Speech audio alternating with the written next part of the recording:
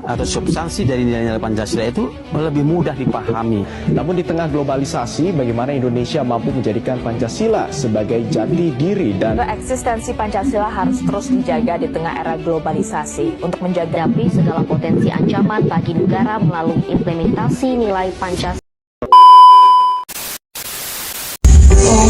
Swastiastu, salam sejahtera bagi kita semua.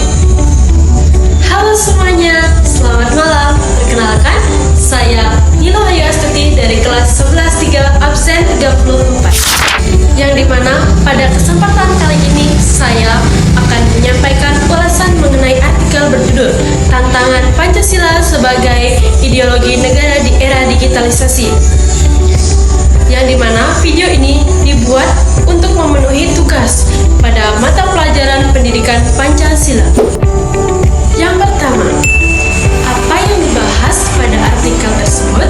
Nah, jadi pada artikel tersebut yang dimana membahas tantangan serius yang dihadapi Pancasila sebagai dasar ideologi negara di era digitalisasi maupun modern, terutama akibat derasnya era digitalisasi dan perkembangan media sosial.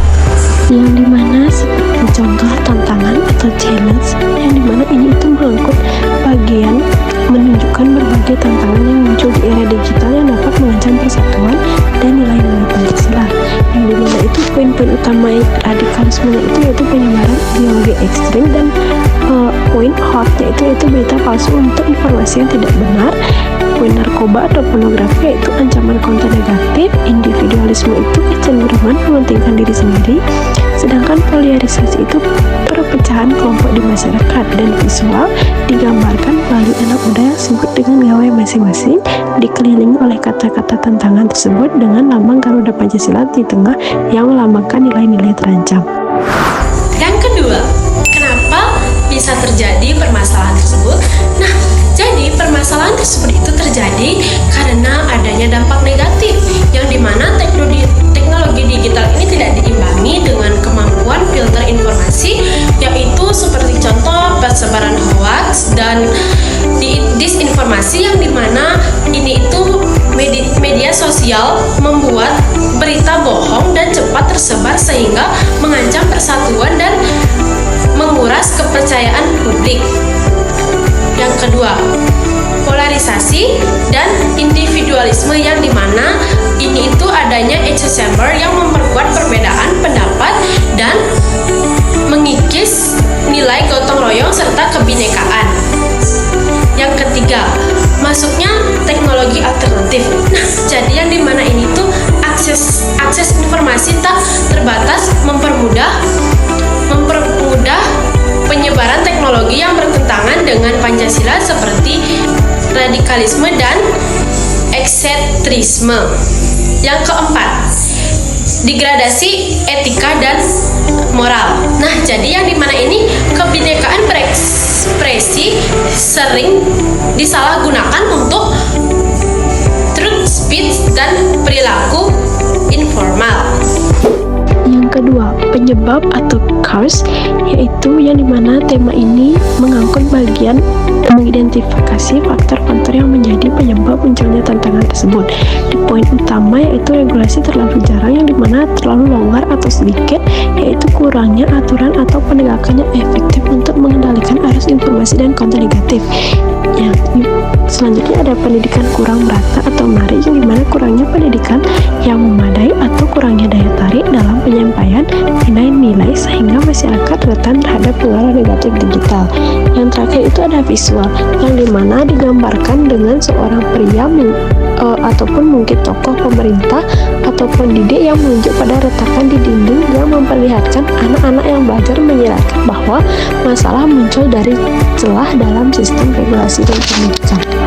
Hal yang ketiga, solusi yang dapat ditawarkan sebagai generasi muda adalah yaitu seperti penguatan literasi digital kritis, yang dimana kita harus memverifikasi informasi, tidak menyebarkan hoax, serta menjadi pengguna digital yang baik.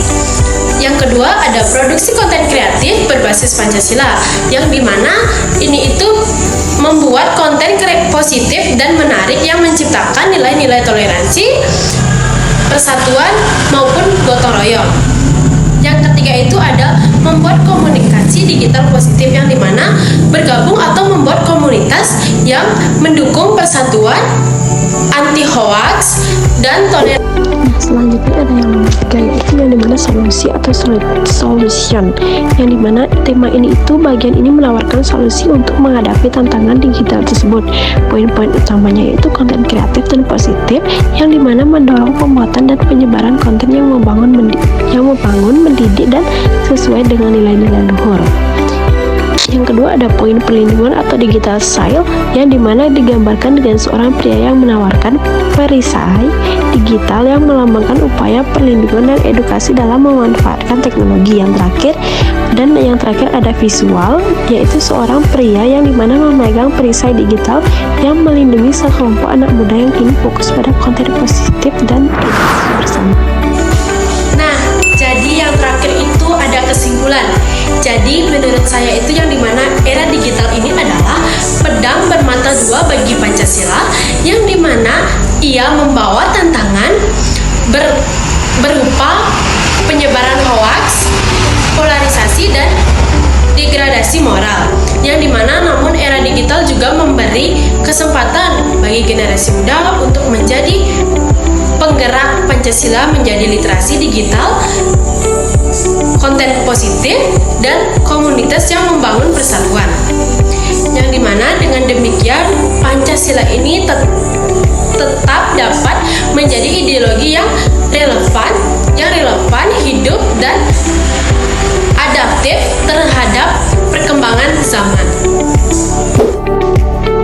Yang terakhir yaitu kesimpulan atau conclusion, yang dimana menganut tema bagian merangkum tujuan akhir dari upaya yang dilakukan. Poin-poinnya itu ada poin literasi, yang dimana kemampuan untuk memahami dan menggunakan informasi digital secara kritis. Selanjutnya ada edukasi, yang dimana proses pembelajaran nilai-nilai ini dan etika digital. Yang selanjutnya ada kesadaran kolektif, yang dimana pentingnya partisipasi dan tanggung jawab bersama seluruh masyarakat. Dan ada juga digitalisasi memperkuat Pancasila, yang dimana menegaskan bahwa teknologi digital harus digunakan sebagai alat untuk memperkuat, bukan melemahkan ideologi Pancasila. Dan yang terakhir itu ada visual, yang dimana lambang Garuda Pancasila berada di tengah perisai digital yang kokoh dikelilingi oleh kata-kata kunci. Kesimpulan menunjukkan bahwa digitalisasi itu harus diarahkan untuk menjaga dan memperkuat nilai-nilai. Baik, dengan memahami tantangan era digital, yang dimana kita sebagai generasi muda dapat menjaga dan menguatkan nilai-nilai moral Pancasila melalui sikap kritis dan penggunaan teknologi yang bijak. Jadi sekian yang dapat saya sampaikan tentang era digitalisasi tersebut. Saya Nilo Ayu Astuti pamit undur diri. Sekian dari saya. Mohon maaf jika ada salah dalam pengucapan. Saya ucapkan terima kasih. Saya tutup dengan para pesanti. Om Santi Santi Santi Om. Selamat malam.